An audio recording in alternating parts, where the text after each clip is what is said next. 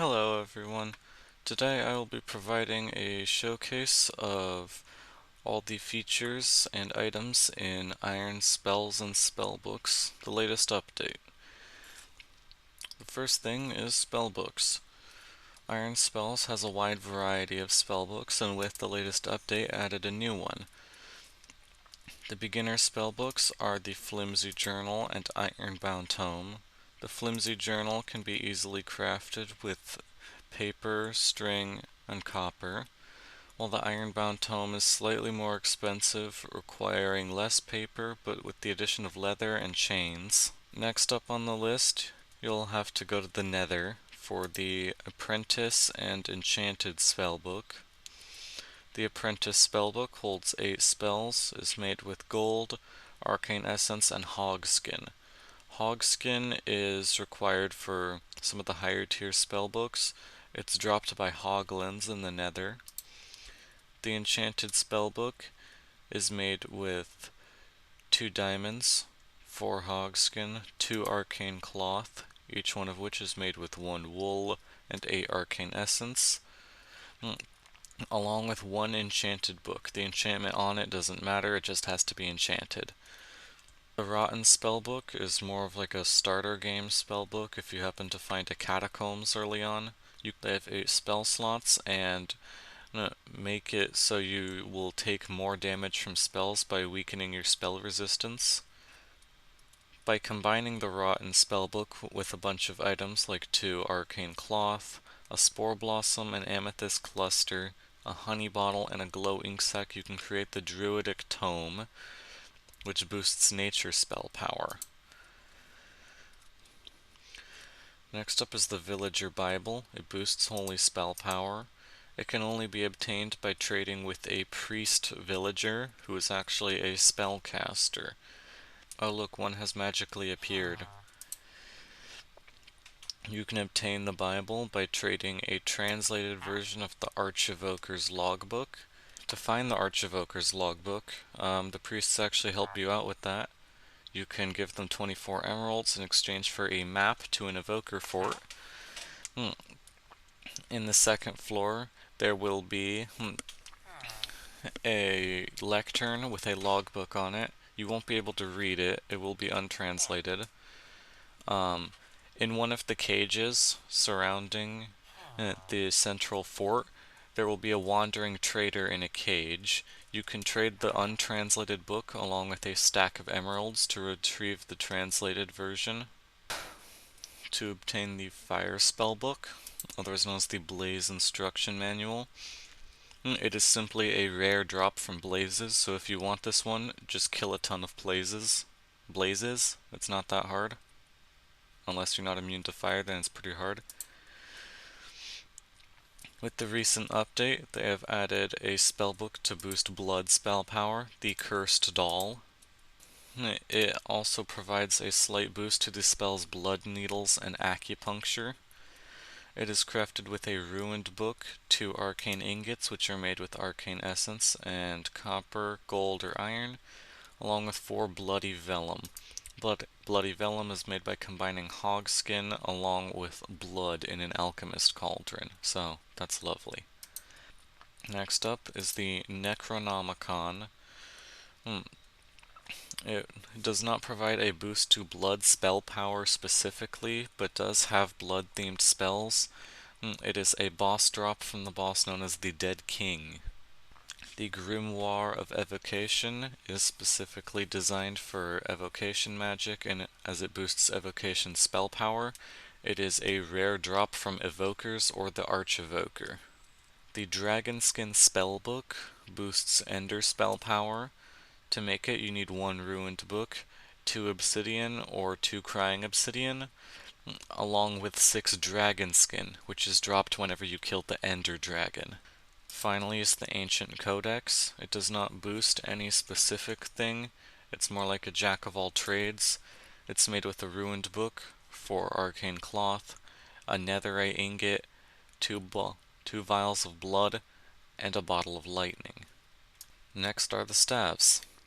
The beginner staff, known as the Greybeard staff, is actually still quite useful even in endgame. It provides extra mana regen, which is always nice to have, along with spell power. It can be crafted using a wooden shovel, 1 iron, and 1 arcane essence. Next up on the list is the Artificer's Cane. It's more advanced. It provides cast time and cooldown reduction rather than mana regen. You can craft it with 3 crimson planks, and it has to be crimson planks specifically, 2 gold ingots, and a shard of amethyst. The special staffs are unique. There's the Ice Staff, which boosts ice spell power along with giving mana regen. It can be made with a Frosted Helve, crafted with 4 frozen bones dropped by strays, and 3 arcane ingots. The Permafrost Shard is uncraftable. It can be found in the Impaled Icebreaker structure, which is a boat-shaped structure that spawns in frozen oceans, and rarely in the Cryomancer's Tower. The Blood Staff boosts blood spell power along with summon damage and has the same attack damage as an iron axe, so you can effectively use it like one. It can only be obtained by defeating the Dead King. The Rod of Lightning boosts lightning spell power along with cooldown reduction. It is only obtained via a more in-depth and dangerous process. To obtain the Rod of Lightning, you will need 3 things: a lightning rod, a thunderstorm, and an item called the Energized Core. It is crafted with 8 bottles of lightning and 1 block of copper. In order to obtain the staff, you simply need to right-click the lightning rod with the core while it is storming out, and if you survive the resulting explosion, you will be gifted with the Staff of Lightning.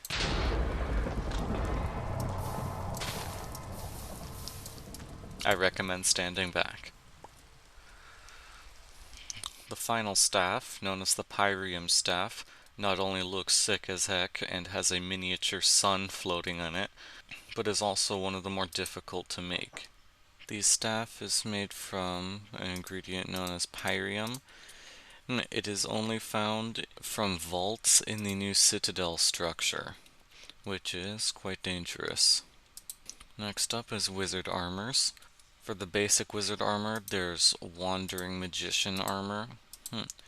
It is made by combining respective piece of leather armor with a single piece of arcane essence.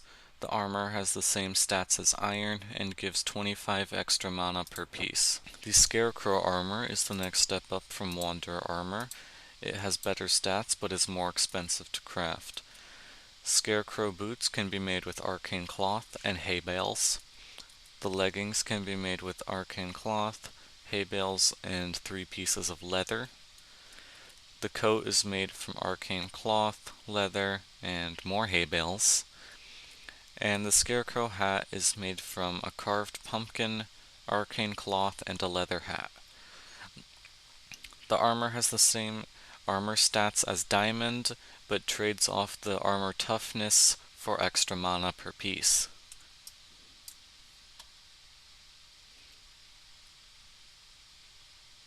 As for more advanced armors, there is a miscellaneous armor piece called the Tarnished Crown. It is dropped occasionally from necromancers and can be repaired with iron. It gives 150 extra mana, minus 15% attack damage, and an extra 25% regeneration, so it's best if you want to spec more into the mage class than fighting. It can also hold an extra spell. The class wizard armors have pretty much the same recipe and differ only in ingredient and which spell class they boost. They are fairly straightforward to make, each one requiring the same amount of arcane cloth as you would for a, say, chest plate, along with either a runestone or a netherite ingot. To create the helmet, you arrange the arcane cloth in the fashion the same as a helmet, and then put whatever runestone corresponds to the element you want. To get Pyromancer armor, you add a fire runestone, Electromancer armor, lightning runestone, Archevoker armor, evocation runestone, and so on. There's a miscellaneous armor set called Netherite Battle Mage Armor. It does not boost any specific spell class, but has overall the same stats. It is made by swapping out the rune for a netherite ingot. It has the same stats as netherite armor, however it also gives extra mana and extra spell power. In the mod's recent update, they added two new pieces of armor, the Lightbringer chestplate and the Boots of Speed. Lightbringer chestplate gives one more armor toughness than a netherite chestplate, same amount of armor. It also adds knockback resistance, 150 extra mana, 25% spell resistance, and 10% spell power. So it's very good if you just want to be a juggernaut or something like that. It is crafted with 4 gold ingots, 3 mithril weave, priest robes, and a divine soul shard. The priest robes are crafted as the holy armor. Mithril weave is made with 4 chains and 5 mithril ingots. The ingots are made from 4 mithril scrap, so it's going to take quite a lot of mithril. The divine soul shard is a drop from the new boss Tyros, the Flame Keeper. The boots of speed are pretty good. They give 150 extra mana. They let you move faster while casting long spells, so that's very good if you want to stay on your toes. They give extra speed for just moving, extra spell power. They're crafted with 2 feathers, mithril weave, arch evoker boots, and a divine soul shard, which is also dropped by Tyros, so you will need to fight him a second time if you want both pieces of armor. Next up in the mod is new spells. In the 1.21.1 update, there were a couple of new spells that were added.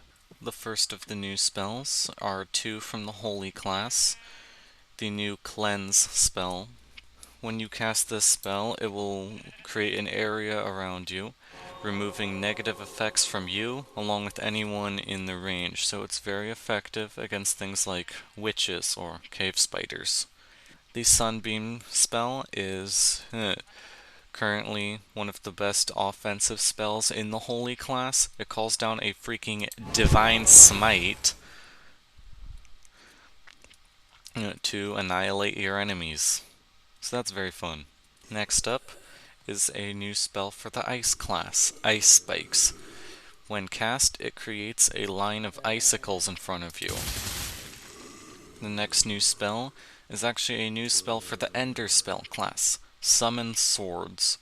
Upon casting this spell, it summons 3 spectral swords that will hover around you and essentially act as summons. There are 3 different swords. The normal sword, it has regular attack damage and speed. The rapier, it attacks quickly in 3 quick slashes and can teleport sometimes away from opponents. And the claymore, it has high damage, low speed, but can do an area ability that aggroes all nearby targets onto it. Next up is a new fire spell, Fire Arrow. This spell does exactly what its name implies and creates an arrow of fire. It also explodes on impact. Overall, the spell is like a weaker version of Fireball. The new spell for Earth class is Touch Dig. It essentially just works like a pickaxe, but with longer range. Unlike Spectral Hammer, this spell will work on any block, not just natural ones. There are 3 levels of the spell. The first level of the spell has an Iron Harvesting tier, the second level is Diamond tier, and the third is Netherite. So you can actually use the max level Touch Dig spell to harvest mithril ore instead of getting a netherite pickaxe, so that's always useful. The final spell cannot actually be put into a scroll, but rather the only way to obtain this spell is to create the unique weapon Hellraiser. It's a gigantic awesome scythe made by upgrading the scythe dropped by Tyros the First Flamekeeper. The Raise Hell spell, imbued into the scythe, is quite powerful, capable of taking out hordes of enemies at once. However, it does require quite a bit of mana to cast, so you will probably need wizard armor to do so.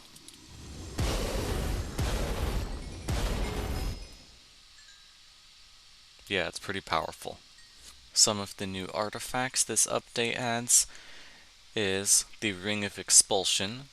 This item can be crafted using mithril scrap and a wind charge, so you will have to visit the trial chambers to make this.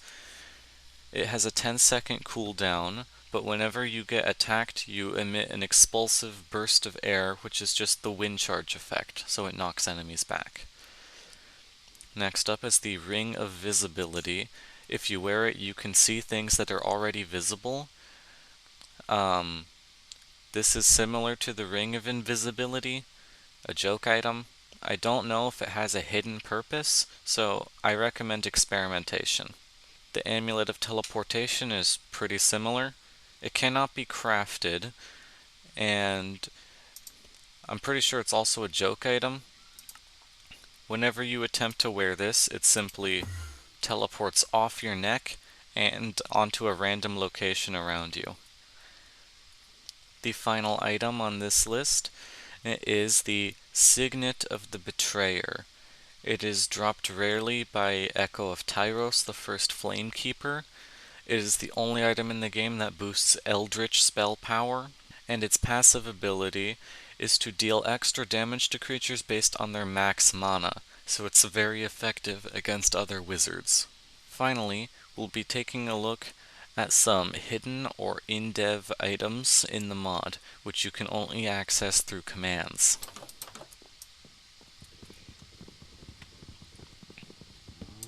The first hidden item is a unfinished spell called Cloud of Regeneration. I don't know why it's not available. It's functional and everything. It just creates a sphere of regenerative effect around you. The second item is actually an armor piece.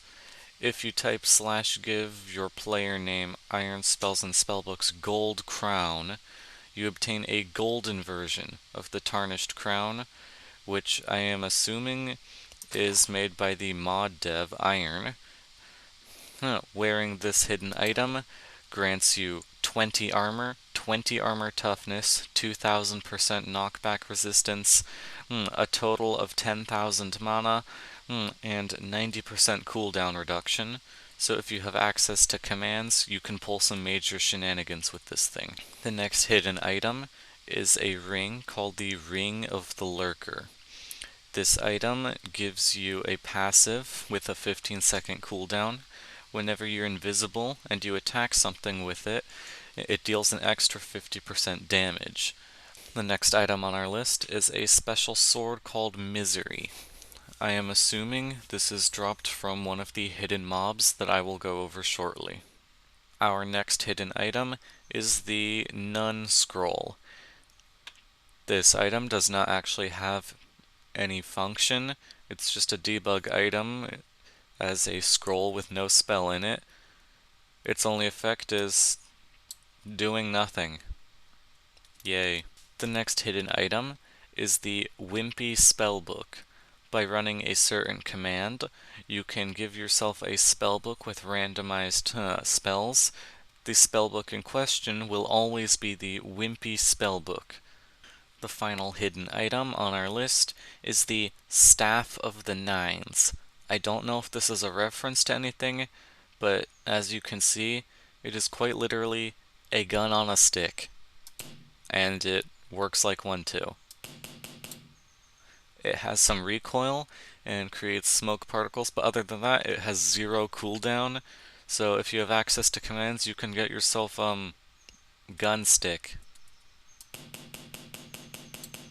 Now that we're done with hidden items, it's time to move on to the 2 hidden or command-only mobs. The first mob is the Cultist.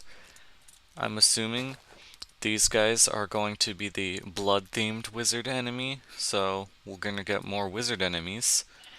I can also see from his model that he has the Misery Sword, so perhaps this is how we will obtain the new sword instead of crafting it. As for drops, they drop the normal loot of a wizard.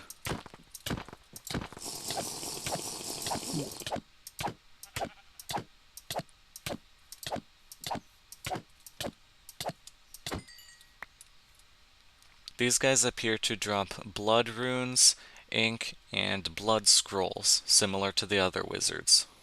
The final hidden mob on the list before the video ends is the Debug Wizard. These guys cannot be summoned through /summon. Instead, you need to run a special command called /create debug wizard. Next up, you select a spell for them to be casting. I'm going to choose Fireball. Then you select the level of the spell, if it targets players, and how many ticks it cancels after. As you can see, this summons a untextured player model, and all it does is just cast the spell over and over. That's all for this video. I hope you enjoyed. If you didn't enjoy, that sucks, I guess.